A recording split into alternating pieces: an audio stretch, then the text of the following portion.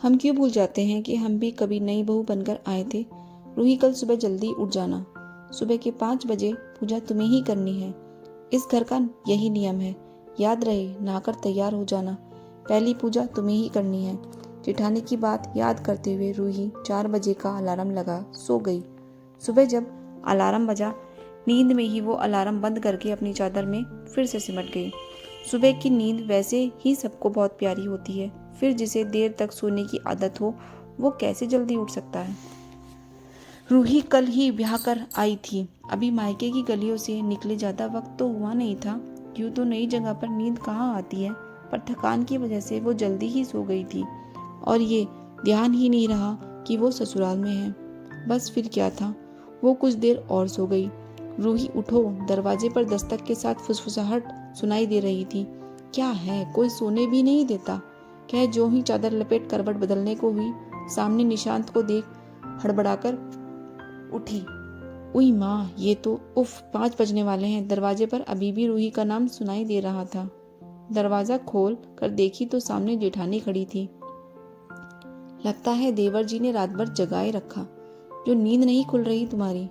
कब से दरवाजा खटखटा रही हूँ। चलो जल्दी से नहाकर आ जाओ, नहीं तो। बात वहीं छोड़ रूही को जल्दी आने बोल। उसकी जेठानी चली गई। रूही फटाफट नहाकर जैसे तैसे साड़ी लपेटकर पूजा स्थल पर पहुंच गई। शादी में आई लगभग सभी औरतें वहां एकत्रित थी। नहीं बहू, पहले दिन ही देरी कर दी। और ये क्या, साड़ी भी बांधनी नहीं आती तुम्हें? अरे कुछ सीखो अपनी जेठानी से। वैसी बहू बनूं जो सबके दिल पर राज करे। बुआ, सास के एक एक शब्द रूही को तीर की भांति चुभ गए थे। फिर भी मन महसूस कर वो बस इतना ही कह पाई, जी बुआ जी, गलती हो गई, आगे से ध्यान रखूंगी। रूही की जेठानी जल्दी जल्दी पूजा की सब तैयारी कर रूही को पूजा करने कह रही थी। सासू माँ एक किनारे पर सबके साथ बैठी हुई थी। पूजा समाप्त कर रूही ने सबके पांव छूकर आशीर्वाद लिए। तभी जेठानी रमा ने कहा, रूही पहले रसोई निपटा लो, फिर बहुत लोग चले जाएंगे तो शिकायत करते रहेंगे छोटी बहू ने हमें कुछ बनाकर खिलाया भी नहीं। तुम्हें जो आसान लगे वो बना लो। बाकी खाना बनाने को करुणा है, वो कर लेगी। रूही ठीक है कहकर रसोई की ओर चल दी। कहाँ से क्या शुरू करें, कुछ समझ नहीं आया। पहले कभी रसोई की जिम्मेदारी निभाई हो तो जाने। करुणा ने धीरे से कहा, नहीं बहू, आप बस सब्जी और खीर चला लो और 5-6 पूरी तल लो, बाकी मैं संभाल लूंगी। आप सबको खिला देना। जब बड़ी बहू आई थी तो उन्होंने भी यही किया था। करुणा की बात सुन रूही ने वैसे ही किया। पर ये क्या, जब सब खाने बैठे तो बुआ जी और ताई जी ने साथ में कहना शुरू कर दिया, ये क्या नहीं बहू, तुमने कुछ बनाया ही नहीं, ये सब करुणा ने ही बनाया है। भाई, हम तो तुम्हारे हाथ के खाना खाने का स्वाद लेने बैठे थे, पर कोई नहीं, ये लो शगुन, रख लो। रूही, तुमने बताया क्यों नहीं तुम्हें कुछ भी बनाने नहीं आता? नहीं तो मैं मदद कर देती। जेठानी पास आकर धीरे से बोली। तभी करुणा और पूरियां लेकर आती हुई सब सुन कर बोली, नहीं बहू को सब कुछ बनाना आता है। वो तो जब बड़ी बहू आई थी तो उन्होंने जैसा किया था मैं छोटी बहू से कह दी। फिर घर की मालकिन ने भी मुझे यही कहा हुआ है कि बहुओं की मदद करना।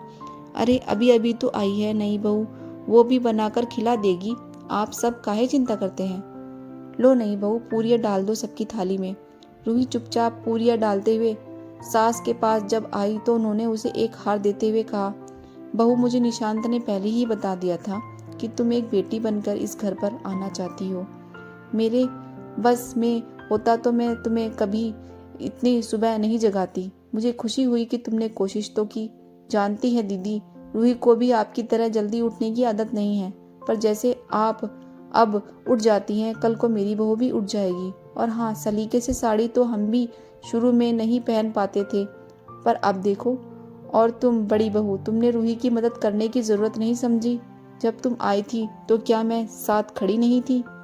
फिर आज तुम उसे उलाहना कैसे दे दी? तुम दोनों मेरी बहुएं हो, उम्मीद करूंगी साथ मिलकर चलो। एक की कमी को कम करने की कोशिश करो, उसे उजागर करने की नहीं। तुम बहुत देर से देख रही थी सब कुछ, सोचा शायद अब सब बदल गया होगा, पर नहीं।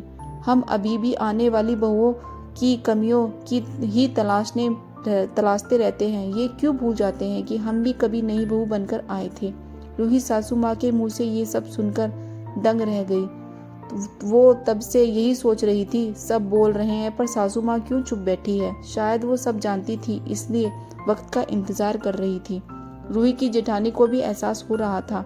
जब वो आई थी तो सासू माँ ने कितने अच्छे से सब संभाल लिया था, और इस बार वो बोल चुकी थी, नई बहू को कोई कुछ कहे नहीं, इसका ध्यान रखना। नया रिश्ता प्यार से शुरू करना, किसी तकरार से नहीं। वो रूही का हाथ पकड़कर उसके साथ होने का आश्वासन देते हुए गले लगा लिया।